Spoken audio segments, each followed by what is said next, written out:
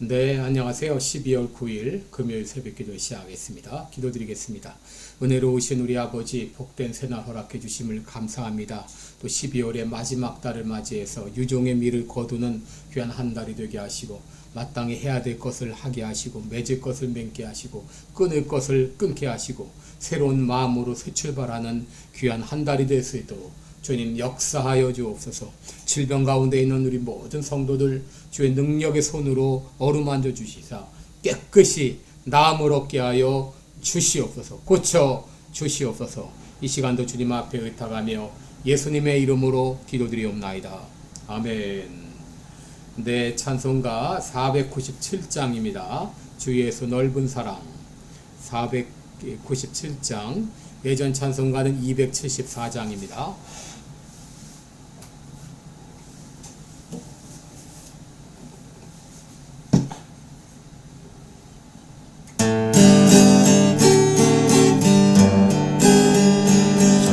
예수 넓은 사랑 그 크신 은혜로 나 힘써 전함은 참 기쁜 일이세.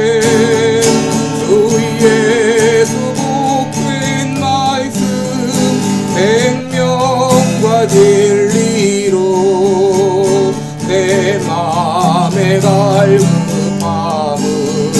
다 채워주시네. 예부터 전한 말씀 주 예수 크신 사랑 나 항상 전하리 참 기뻐하도다. 이 말씀 전할 때에 내 맘이 기쁘고 그 말씀 전할수록 새 기쁨 넘치네. 구원의 복된 말씀 못 들은 사람이 세상에 많은 힘써서 전하세. 예부터 전한 말씀 주 예수 크신 사랑 나 항상 전하리 참 기뻐하노라. 이 말씀 들은 사람 듣기 원하고 목말라 사모하니 그 말씀 들리라. 그 나라 영광 중에 나 부를 새 노래 때부터 좋아하던 이 말씀뿐이세.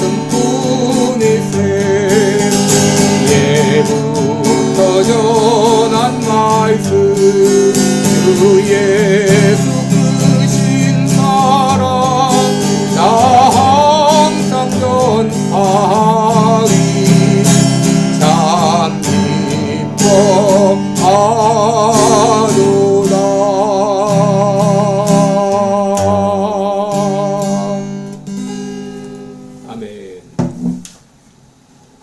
네, 우리 오늘 같이 보실 말씀은 고린도 후서 3장 1절로 3절까지 보겠습니다. 고린도 후서 3장 1절로 3절입니다.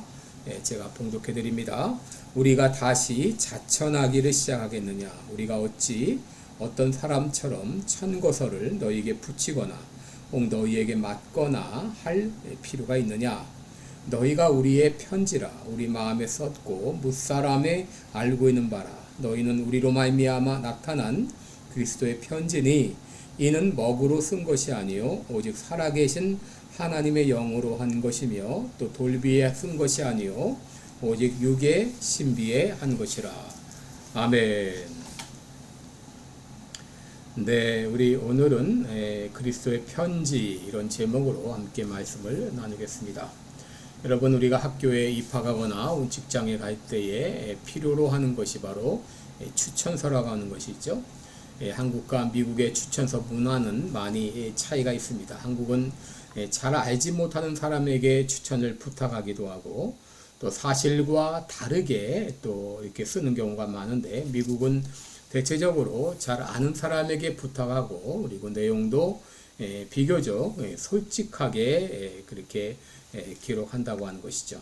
여러분, 요즘은 추천서라고 하는 것이 아주 형식적으로 되어가고 있습니다만은 초대교회 시절 이 추천서는 아주 중요했습니다. 보통 전도자나 교사가 사역지를 옮길 때 잘 알려진 지도자의 이 편지로 된 추천서를 가지고 왔습니다. 그럴 때 그들은 그 추천서 덕분에 새로운 사역지에 가서 그곳의 신자들과 쉽게 동화하여 사역할 수가 있었던 것이죠. 우리는 이러한 추천서의 예를 사도 바울의 편지에서도 볼 수 있는데, 고린도후서 8장 16절 이하를 보면 디도에 대한 바울의 추천서가 있습니다. 나는 나와 같은 간절한 열심을 가진 디도를 여러분에게 추천합니다. 저는 나의 권함을 받고 더욱 간절함으로 자원하여 여러분에게 나아갔습니다.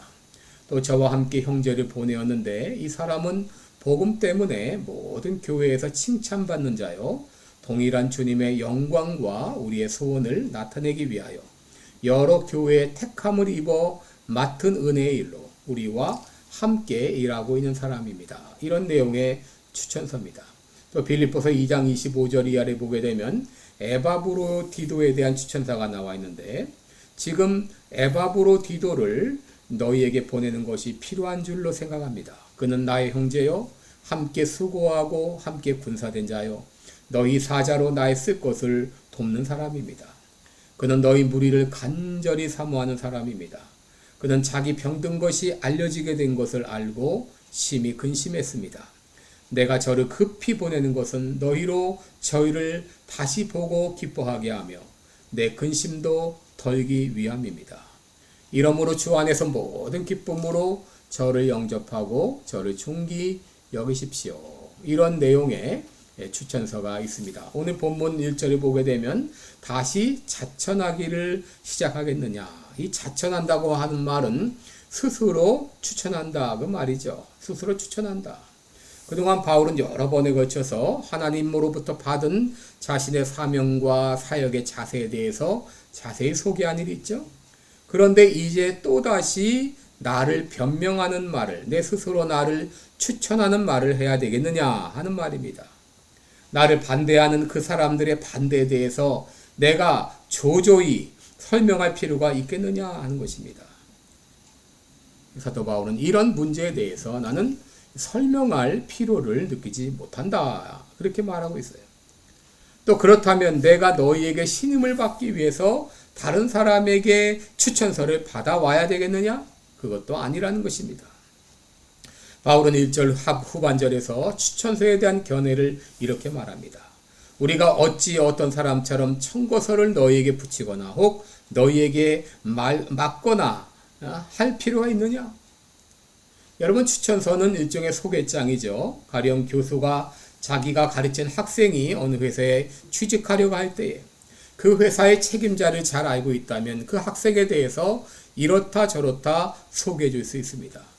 그런데 만일 그 학생이 졸업 전에 그 회사에 가서 1년 동안 인턴 사원으로 일을 했다고 하게 되면 굳이 누구의 소개장이 필요하지 않은 것이죠. 왜냐하면 인턴 과정을 통해서 그 학생이 어떤 사람이라고 하는 것을 잘 파악할 수 있었기 때문이죠. 여러분, 바울이 추천서를 가져오기를 거절했던 이유는 두 가지입니다. 첫째는 사도 바울은 고린도 교회의 설립자였기 때문입니다. 사도 바울은 고린도 교회를 설립하고 1년 6개월 동안 그곳에 머물면서 그들을 목회했던 목회자였습니다. 그러므로 고린도 교회 교인들은 바울을 너무나 잘 알고 있었습니다. 그런데 무슨 바울에게 추천서가 필요한가 하는 것이죠. 둘째 이유는 자신의 사도권을 주장하기 위한 것입니다. 당시 고린도 교회에는 예루살렘 교회의 유력한 사람의 추천을 받아서 고린도 교회에서 사역하던 사람이 있었는데, 그런데 그들이 고린도 교회에서 자리를 잡자 고린도 교회의 설립자인 바울을 비난하기 시작했습니다. 바울은 예수님의 제자가 아니다. 그러므로 바울은 참 사도가 아니다. 바울이 참 사도라면 예루살렘 교회에 추천서가 필요하다. 만일 추천서가 없다고 하게 되면 우리는 그를 사도로 인정할 수 없다. 바울은 믿을 수 없는 사람이다 하면서 바울을 공격한 것이죠. 여러분, 갈라디아 교회에서도 거짓 교사들이 같은 방식으로 바울의 사도성을 부정했죠. 이때 사도 바울은 자신의 사도됨이 하나님으로부터 비롯되었음을 밝혔습니다. 갈라디아서 1장 15절 이하를 보게 되면 어머니의 태로부터 나를 택정하시고 은혜로 나를 부르신 이가 그 아들을 이방에 전하기 위하여 그를 내 속에 나타내시기를 기뻐하실 때에 내가 곧 혈육과 의논하지 아니하고 곧 나보다 먼저 사도된 자들을 만나려고 예루살렘으로 가지 아니하고 오직 아라비아로 갔다 그랬습니다. 여러분, 왜 사도 바울이 예루살렘으로 가지 않고 아라비아로 갔습니까? 예루살렘에 가게 되면 베드로와 같은 사도들이 있죠. 그들에게 가서 인정을 받으려고 하지 않고 아라비아로 가서 거기서 3년간 지내며 예수님으로부터 직접 교육을 받았다고 하는 것이죠. 바로 이 사도 바울이 자신의 사도됨은 사람들의 인정이 아니라 예수 그리스도의 직접적인 부르심에 의해서 되었다는 것을 분명히 밝히고 있는 것이죠. 그러므로 바울이 추천서 첨부를 거절한 것은 더 높은 차원에서 자신의 사도권을 주장하기 위한 것이었습니다. 그러기에 1절에서 바울은 말하기를 우리가 어찌 어떤 사람처럼 청거서를 너에게 붙이거나 혹 너희에게 맡거나 할 필요가 있겠느냐 하는 것이죠. 그런데 여러분, 바울이 추천서를 거부한 또 한 가지 이유가 있습니다. 그것은 바로 바울이 1년 6개월 동안 목회했던 고린도 교회의 교인들이 바로 바울의 추천서라고 생각했기 때문입니다. 여러분, 우리가 추천서 그러면 보통 종이에다 펜으로 쓴 편지를 생각을 하죠. 그런데 바울은 여기 또 한 가지 이상한 편지를 소개하고 있는데 3절을 보시면 이는 먹으로 쓴 것이 아니요 오직 살아계신 하나님의 영으로 한 것이며 돌비에 쓴 것이 아니요 오직 육의 신비에 한 것이라 그랬습니다. 여러분, 이 추천서는 종이에 쓴 편지가 아니라 마음에 새긴 편지라고 했습니다. 바울은 고린도 교회에 종이로 된 추천서를 가지고 오지 않았습니다. 그 이유가 무엇이죠? 고린도 교인들의 마음에 새겨진 편지가 있었기 때문이죠.